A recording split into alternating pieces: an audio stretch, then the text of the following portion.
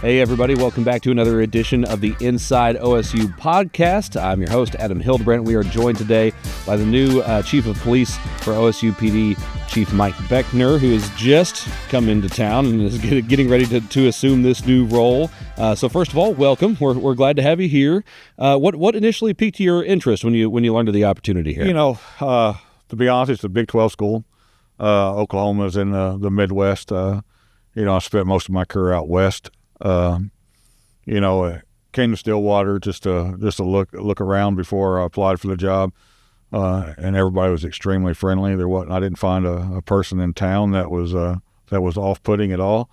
My wife liked it, and I have a son that lives in Tulsa, so it gets me closer back to him. It certainly does. That's incredibly helpful. Much shorter drive yes. than your current one to get to Tulsa. We'll dig in on some of that job stuff here in just a moment. But first, I want to get to know you a little bit here. What should people know about you as a person?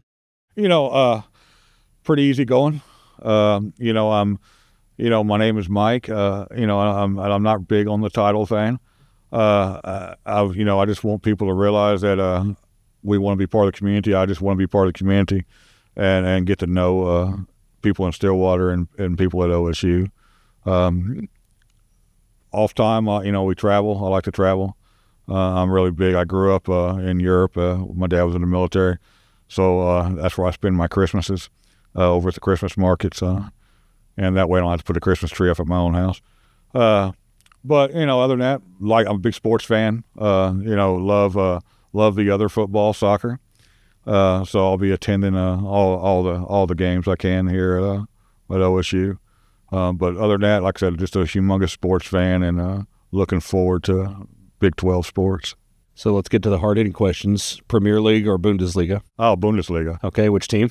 Bayern. Bayern. All right, there you go. So, soccer fan. We'll be looking forward to chatting about that a little bit more as well. So, how much time did you spend in Europe growing up? Like, at what point were you there? Basically, from my first 5 years of elementary school, we came back to the States for about 2 years. Then I was back over there till about 10th grade. Well, you went into the military yourself for a while. Yes. And then when you came out of that, I saw a quote that you wanted to kind of do a job that wasn't doing the same thing every day, which, as regimented as you would have been growing up as a military kid and then going into the military, I can understand that a little bit. And you've not only grown up in Europe, you started your policing career in the Southeast, and then you go to Alaska. Those are really three very different types of places to live. So what did you enjoy about being in such different places and having that impact you? I think it's just meeting different people. Growing up in the military, the biggest thing that I think that growing up in the military benefits you with, when you move somewhere new, you've got to make friends. So, growing up in the military in Europe, when you got into military housing, and you saw somebody your own age next door, you didn't ask them if they want to be your friend. You said, hey, when you PCSing, when you leaving? And if they said a month, you went to the next door, But you got to meet people from all over the world. The first time we were in Europe, my dad was in an AFSAN or NATO site. So it had Germans, it had Brits, it had all the nationalities there. So it got to meet a lot of different people. And it's just expand. It lets you know that there's not much difference in anybody. So it builds that rapport where you can get along with everybody. I don't believe I've ever met a stranger. I can talk to anybody. Yeah, maybe I should have been a used car salesman. I don't know. But I just enjoy meeting people and hearing about their backgrounds and understanding that, everybody can have different views, everybody can have different opinions, but we can all still just get along. So with that, I mean, certainly people are all different. Communities are all different to a certain extent as well. But have you found similarities between being, in a municipal police department and being in a campus police department? Like, how do those things differ, or how are they the same? Yeah, here's the thing. Policing is policing.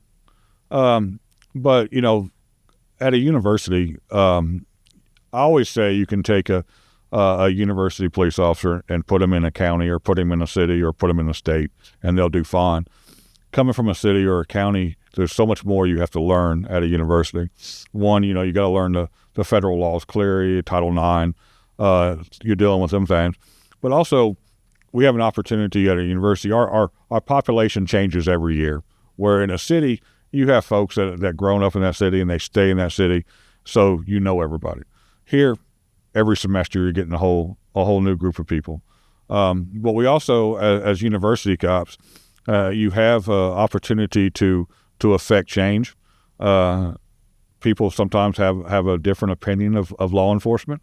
Well, we get to kind of mold young minds now, and also show them that it's not that stereotype, that the police are here to educate, not just write you tickets, but we can also educate you and assist you in you growing through your college career. So obviously you've become accustomed to building relationships.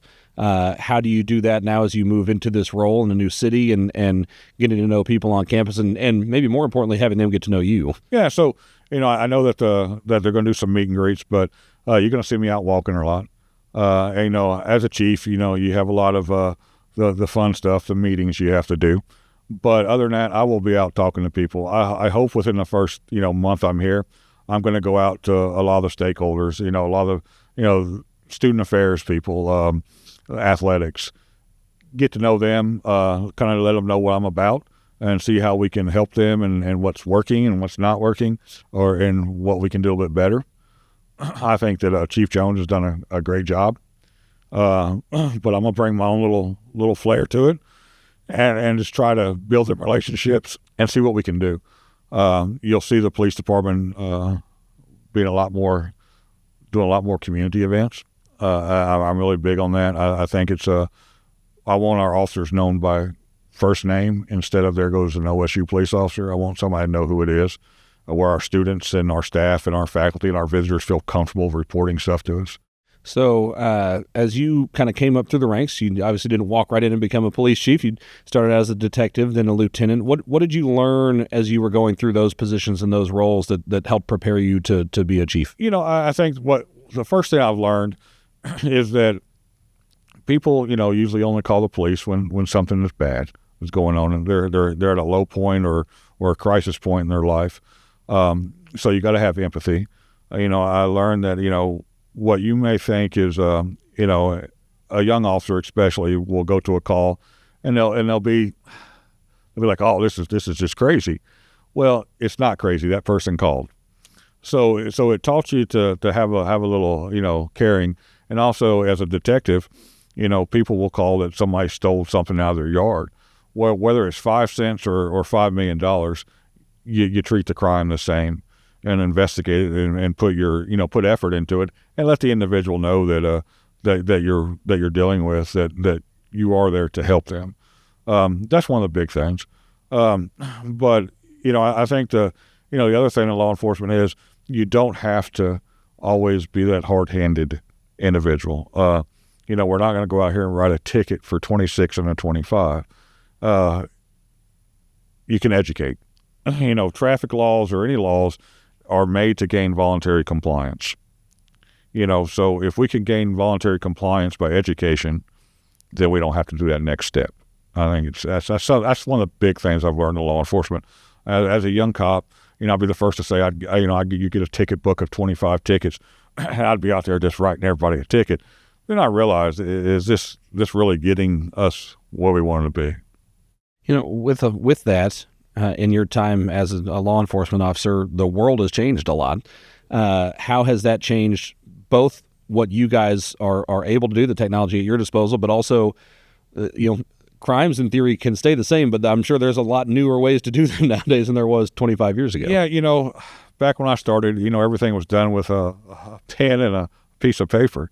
You wrote your report. We actually ran to the station to get portable radios, so, before you went on shift. Technology now it's wonderful. I can, immediately print out crime stats to know what's going on, where we need to focus at. But also crimes have changed too. Where criminals used to go out and, steal out of mailboxes, now they can do the same thing on a computer at the house. I'm sure there's not a person out there that doesn't get an alert from their credit card company at least once a month saying, hey, we found you on the dark web. So that whole aspect of crime has changed on people can now sit at their house and commit crimes that range into thousands of dollars instead of having to go out and do it. So you got to stay with the trends and see what's affecting folks that in your area that you're dealing with. You mentioned a moment ago Leon Jones, who was leaving the post. He's retiring after 3 decades with the OSU PD. I know that he was well liked around these parts. What have you seen from the previous administration, for lack of a better word, that's kind of the foundation for you to work with? Well, I think he started a lot of good programs, a lot of stuff in community policing. Me and Chief Jones have actually met a couple times. Every time I've come to Stillwater to look at a house or something like that, we've actually sat out and had dinner. So we've talked a lot. He's, told me a lot about the department, a lot about Stillwater, and we're going to build on what he's done. But yeah, I think he's got a good foundation. He's built a wonderful foundation here that I can just lay some more bricks on top of. You've mentioned a couple times wanting to get out in the community, and of course, when people see police officers out and about, whether that be walking, what have you, they may still be hesitant to approach because they're doing a job too at the same time. So what's that line? Can people go up if they see a police officer and say hello and welcome them, or where does that stand? The saying is if they see them interacting with somebody else, or their lights are on, or they usually have a pad out taking some notes, they're usually doing some kind of enforcement action or taking a report at that time. Most officers will let you know if you start to approach them, saying, "Hey, I'm busy right now." But if you just see us officers walking around, or you see me walking around, you can come up to me. I promise, if you don't come up to me, I'm gonna come up to you. I will walk through the student union and I see students eating or staff eating. I'm probably gonna go over and sit down with them and make them talk to me. I'm a big believer in that. All right. Well, that is Chief Mike Beckner, world traveler, soccer fan. Come out, say hello if you see him walking around, and get to know him a little bit. Mike, thanks so much for giving us some time. We're glad to have you. Oh, I appreciate it. That's it for this edition of the Inside OSU podcast. Stay tuned for next time.